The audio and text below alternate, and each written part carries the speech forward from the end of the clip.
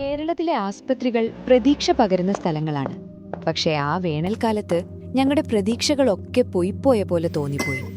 അലിയും ഞാനും ജോലി ചെയ്തുകൊണ്ടിരിക്കുമ്പോഴാണ് എന്തോ ഒരു പ്രത്യേക തരം പനിയുമായിട്ട് ഒരാളെ ഞങ്ങളടുത്തേക്ക് കൊണ്ടുവന്നത്. ആള് ഭയങ്കര കൺഫ്യൂസ്ഡ് ആയിട്ടാണ് കിടന്നത്. അപ്പം ഞാള് വിചാരിച്ച ന്യൂമോണിയ ആണെന്നാണ്. പക്ഷെ എന്താണ് ശരിയായ അസുഖമെന്ന് ഞങ്ങൾക്ക് മനസ്സിലാവണതിന് മുന്നേ ഒരു മരിച്ചുപോയി.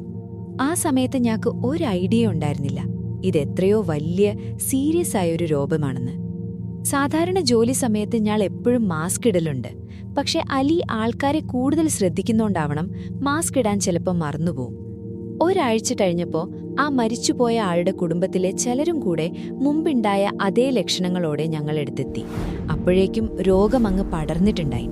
അതിനുശേഷം അലീനെയും ഞാൻ കണ്ടത് ഇതേ ലക്ഷണങ്ങളോടെയാണ്. ആളുകളെ രക്ഷിക്കാൻ കൂടെയുണ്ടാവുന്ന അലിയും അപ്പോൾ ഞങ്ങൾക്ക് ആർക്കും മനസ്സിലാവാഞ്ഞ് ആ രോഗത്തിന്റെ പിടിയിലായി. ഇതെന്താന്ന് മനസ്സിലാക്കാൻ ജില്ലാ സർവേലൻസ് ടീം പെട്ടെന്ന് തന്നെ ശ്രമിച്ചിട്ടുണ്ട്. അങ്ങനെ ടെസ്റ്റ് റിസൾട്ടുകൾ വന്നപ്പോഴാണ് നിപ്പ വൈറസ് എന്നൊരു പേര് പലരും പേടിയോടെ കേട്ടത്. അസുഖം വരുന്ന 10 പേരിൽ 7 മുതൽ 9 പേരുടെയും മരണത്തിന് കാരണമാവും ഇതെന്ന് കേട്ടപ്പോഴാണ് ഞാൻ ഏറ്റവും പേടിച്ചത്. ആസ്പത്രികളിൽ കൂടെയാണ് നിപ്പ ഏറ്റവും വേഗം പടരുന്നത്. വളരെ തിരക്കുള്ള ആസ്പത്രികൾ കുറേയുള്ളതുകൊണ്ട് തെക്കുകിഴക്കൻ ഏഷ്യയിൽ നിപ്പ പടരാനുള്ള സാധ്യത കൂടുതലാണ്. ആൾക്കാർ വിചാരിക്കാതെ തന്നെ ഇത് പടരുന്നുണ്ട്. അതുകൊണ്ട് രോഗിയുടെ കൂടെയുള്ളവർ എപ്പോഴും നിർബന്ധമായിട്ടും മാസ്ക് ഉപയോഗിക്കണം. ഒരു മാരക രോഗവും അതിനെ തടയാനുള്ള വഴി ഒരു മാസ്കുമായി മാറിയ സമയമായിരുന്നു അത്. 100 കണക്കിന് ആൾക്കാരെ 21 ദിവസം ഞാൾ ക്വാറന്റീനിൽ നിരീക്ഷിച്ചു. ഓരോ ദിവസവും ഒരു ആരോഗ്യസ്ഥിതി വിലയിരുത്തുകയും ചെയ്തു. അതിനനുസരിച്ച് രോഗശമനത്തിന് ആന്റിവൈറൽസും മോണോക്ലോണൽ ആന്റിബോഡീസും കൊടുത്തു. എല്ലാവരും ഇതിനെ നേരിടാനായി, ലോകത്തെ മുഴുവൻ ഈ രോഗത്തിൽ നിന്നും മുക്തമാക്കാനായി എപ്പോഴും ഒന്നിച്ചു നിന്നു. എന്ത് കാര്യമായാലും പേടി അതിനെ കൂടുതൽ വഷളാക്കും.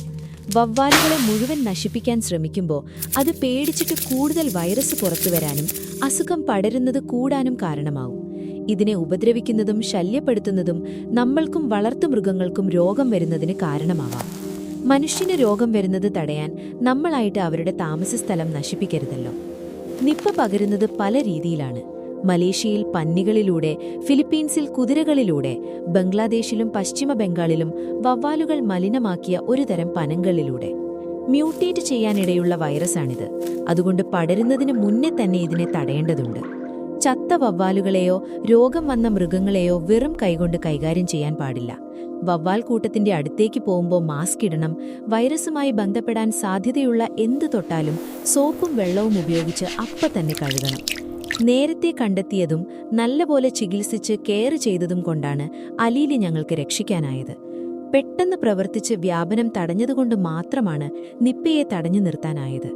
നമ്മുടെ പരിസ്ഥിതിയും ആരോഗ്യവും മൃഗങ്ങളുടെ ആരോഗ്യവും എത്രത്തോളം ബന്ധപ്പെട്ടതാണ് എന്നുകൂടെയാണ് നിപ്പ നമുക്ക് മനസ്സിലാക്കി തരുന്നത്. നമ്മളൊന്നായി കൂടുതൽ ആളുകളിലേക്ക് എത്തുന്നതിന് മുന്നേ തന്നെ ഈ തീയണച്ചു. നമുക്കൊന്നിച്ച് കൃത്യമായ വിവരങ്ങൾ മാത്രം ശേഖരിക്കാം, ജാഗ്രതയോടെയിരിക്കാം. ഒന്നിച്ചു നിൽക്കുമ്പോൾ നമ്മൾ ശക്തരാണ്, അതിജീവനശേഷിയുള്ളവരാണ്.